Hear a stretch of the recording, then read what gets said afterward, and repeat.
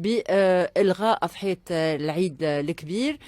قالوا له علاش احنا ما نعملوش هكا في تونس؟ أنا قالوا هالي المواطنين وأنا معهم الزوز، هما قالوا هالي وأنا معهم وقلتها عمناول، معناها إلغاء الأضاحي. احنا اليوم يحكيوا لنا مصادر رسمية في السلطة في وزارة الفلاحة وفي غيره، يقول لك 40% من القطيع ضاع في السنوات الأخيرة.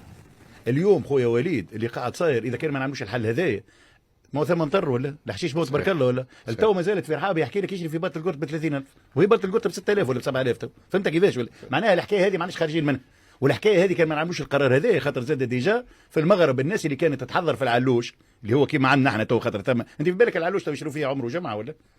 جمعه ب 200,000 العلوش هي مش حتى مامو يرضعوا هو باش يحضروا العيد واللي قاعد يدور راهو كله 80% قاعدين يذبحوا في لندا في تونس.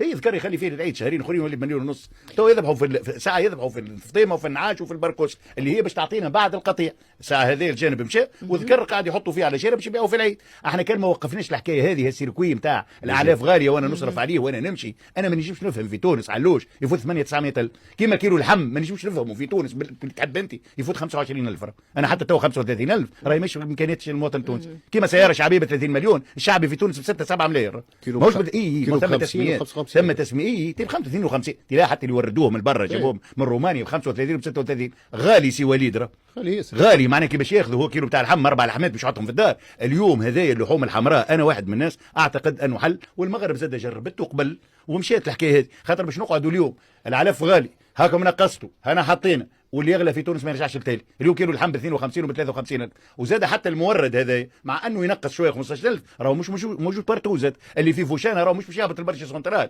ياخذ تاكسي اللي ريتور ب 20,000 باش يربح في كيلو 5,000 ماهوش الا بورتي راهو في كل بلاصه تلقى بوان بارك تبيع فيه. احنا سيدي شنو الساعه تخرج زاد حتى السلطه الدينيه. انا مانيش مفتي ومانيش مختص في الدين لكن نعرفها سنه مؤكده بالقاعده الفقهيه يجازى من يفعلها ولا يحاسب من يتركها، ماهيش قاعده من قواعد الاسلام. وساعات زاد عندنا مقدمات اقتصاديه ما فيها بس نوريو العباد، اما زاد نجيو نقولوا راهو هكا وناخذوا في ضحيه بالطلوق وناخذوا فيها بالفلوس وما عندناش استطاعه لان الدين زاد مبني على الرحمه ومبني على لا يكلف الله نفسا الا وسعها ولمن استطاع اليه سبيل. اما بمليون ونص و2 ملايين وياخذوا فيها والتعاوني اعطاته والتعاوني ما اعطتوش هو يتسلف. نلزمنا قرار خاطر قعدنا نجغجوا 60 سنه. كيلو اللحم اللي كان 2011 ب 13,000 ثم متغيرات صحيح اما بكل المقاييس لا يمكن ان يخلط 53 و54,000 وقلت لك حتى 35 كي نحكيو على الامكانيات خاطر شنو الامكانيات المقدره الشرائيه شنو هي؟ ما هو اجره واسعار. شنو شريته التونسي 35 دينار؟ كان هو سامحني نعطيه تو بالحساب نعطيك تو بالحساب كي ياخذ كيلو هو كيلو اللحم ب 35 وياخذ له كيلو جلبانه ب 3,000